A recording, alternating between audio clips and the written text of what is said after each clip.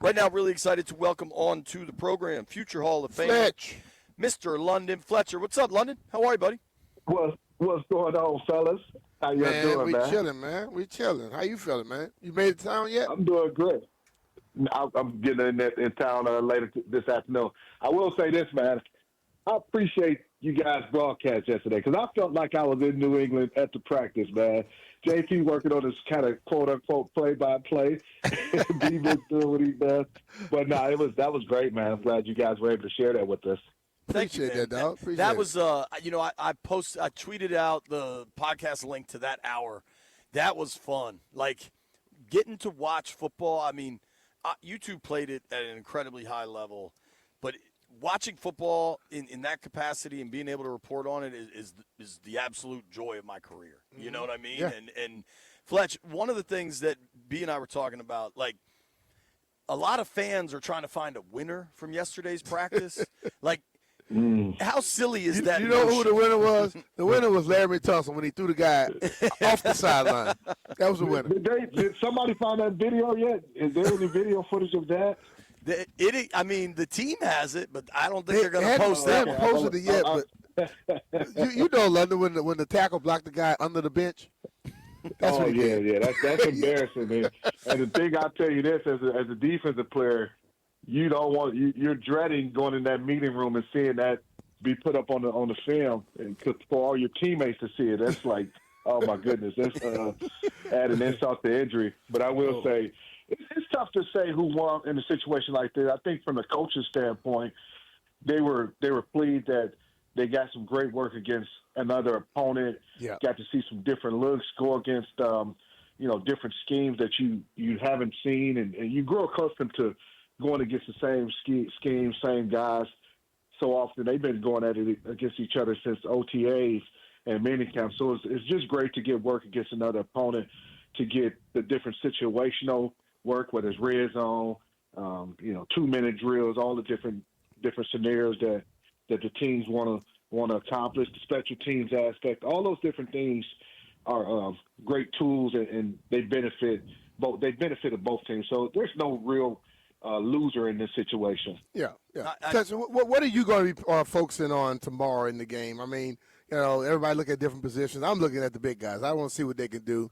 Because knowing that most of the starters won't be playing, but I want to see who's going to be the backups because, hell, they're going to eventually have to play sometime during the year. Yeah, that's definitely true. I think there's a lot more depth along the offensive line.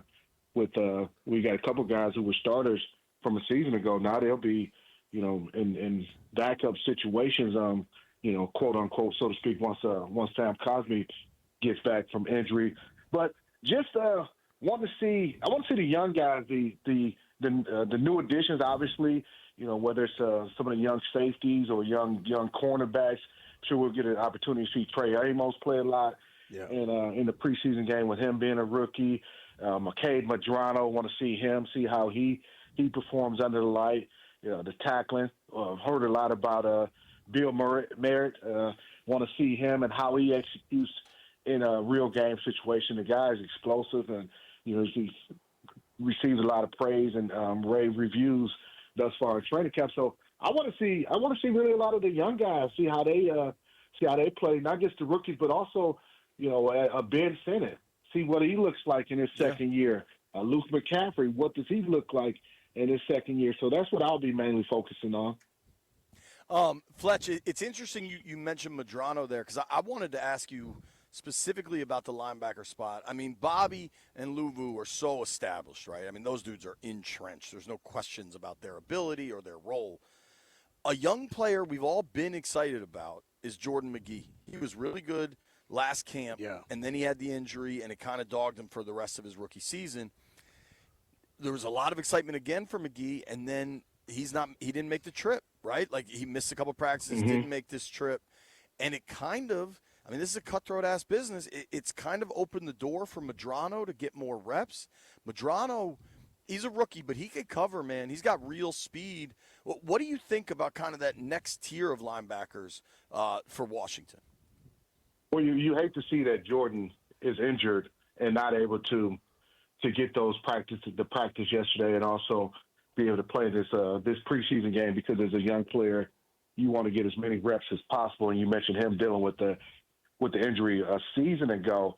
But for Kay Madrano, this is an opportunity for him to showcase himself and put himself in a mix to be maybe that third linebacker, or whether it's they view him as a hybrid linebacker safety type of role. So you just you go out and you take advantage of the situation that you're given.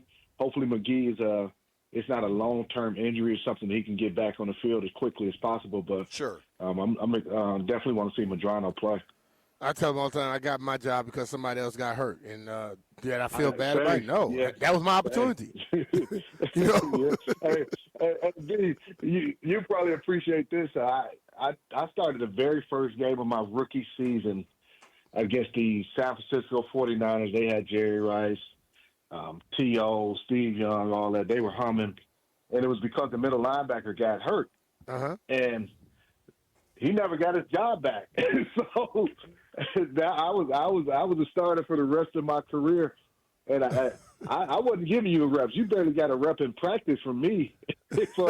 let it know some game reps. But injuries happen, and that's just a part of it. But again, I hope Jordan's able to get back quickly so he can showcase his talents, because he's a physical specimen, has a lot of great attributes that you want to see on the football field. Ask Drew Bledsoe what Tom Brady said. Right. When he got hurt, he ain't ever get this job back. Hey, listen, that reminds me of a story since we're playing the Patriots. I was in Buffalo. No, I was in St. Louis. We played the Patriots in the regular season that year, maybe a couple games after Brady became the starter. And he's scrambling out of the pocket, and Brady, he didn't slide. I think a couple of us hit him. And when he gets up, I told him, man, you better get down or Bledsoe going to get that job back. But to Tom's competitive spirit, he gets back up and he's jawing right back at me. So I kind of appreciate that. I was like, okay, I like that. But, that was funny. That's awesome. Talking with our friend London Fletcher, you can hear him call Commanders Patriots tomorrow night with Bram Weinstein.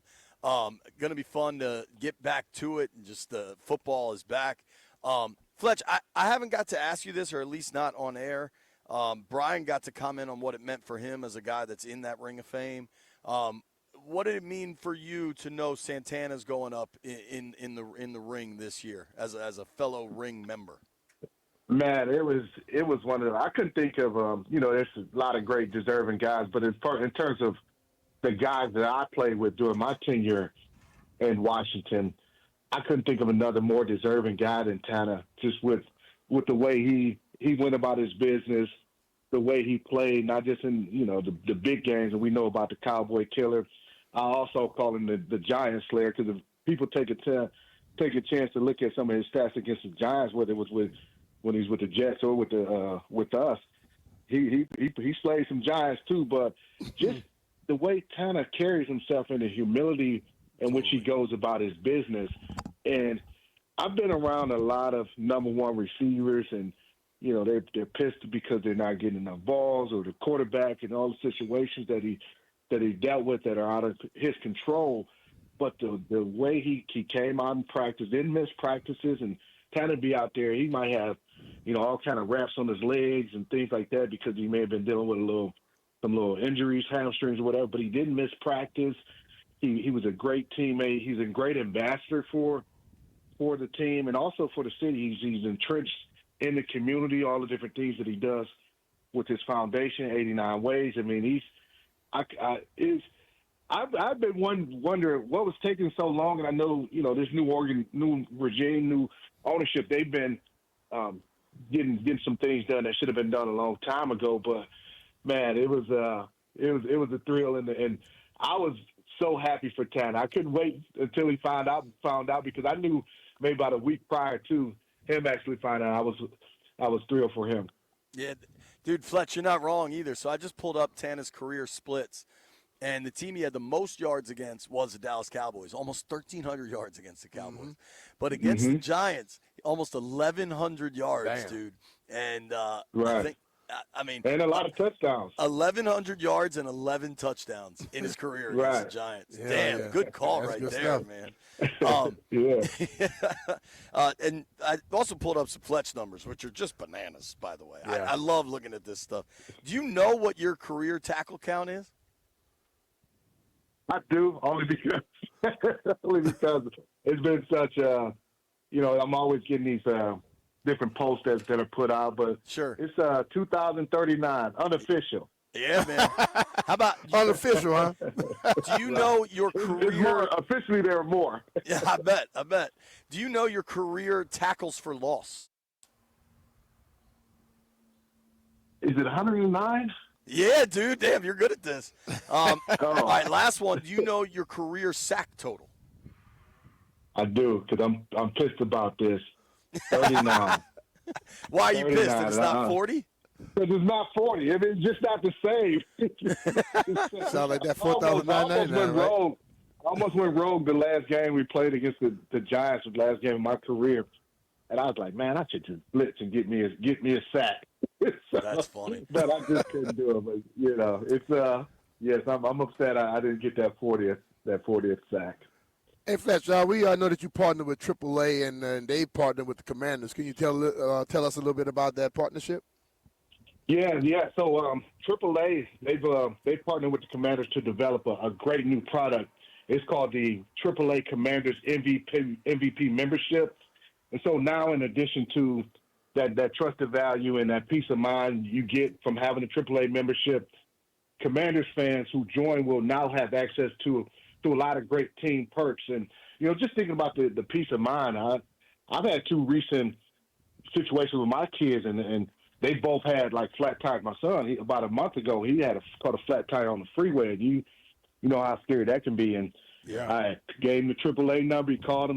They took great care of him. So it's if you don't have a AAA membership, you should, and you absolutely should join the AAA Commanders MVP membership because of all the great team perks that you'll get with that. That's great, man. All right, last one, but I'm asking BMitch this one. Oh, hold on. See, JP, I teed you up. You're supposed to ask me what are the great team perks. See, I'm just, Right over his head, man. learning. Right over his head. I'm learning. What are the great perks, London? I'm glad you asked, JP. So you gonna get a digital Commanders branded AAA membership card. You get 15% off purchases on the official Commanders online team shop. You get entries into regular drawings for game tickets and other VIP fan experiences, which might even involve yours truly. People, if you want to become a VIP member, a AAA Commanders MVP member, you can go to AAA.com/Commanders. That's AAA.com/Commanders. If you're a current AAA member, you can upgrade to the MVP membership for free by visiting that AAA.com/Commanders. And new members who join they also can join directly through that site. Well, Fletch, how about this? Do you know that the BMitch and Finlay AAA poll of the day is brought to you by the AAA Commanders MVP membership? Yeah. I love it. I didn't know we were working Radio Row today. I wasn't like locked in for all my sponsorships. All right, last one. We were working Fletcher Row. Yeah, exactly. I'm asking B this. Career interceptions for Fletch. Oh, wow. I'm guessing you know it, London. I don't know. I'm going to go about Of 12. course I know that. B, come on, man, take a guess, Think man. the GOAT. The GOAT. The one and true GOAT. Whose sneakers you going to wear today on the golf course? Oh, 23 of them? 23, dude. Damn. Yeah. Damn, Fletch. Yeah. I didn't know you had hands like that, dog. 23 Yeah, career interceptions and 2 pick sixes. Well, I knew he had one of them because he told me about one of them. Hey, listen, I'm always teasing Fred Smoot about having more interceptions than him, and I was faster than him. So I was faster than you, Smoot, and I got more interceptions than you. Oh, that we might have to work that in. next time I Smoot's can't on wait till air. y'all get together. That's the first thing I'm gonna talk to him about, Fletch. You know he'll talk the next 2 hours. Right, exactly. London, thank you for the time. Appreciate you, Maybe brother. we'll see you this evening. Oh yeah, I look forward to seeing you guys. Okay. The great London Fletcher. appreciate Thank you it. for the All right, time, bro. London. Take care, man. Appreciate you.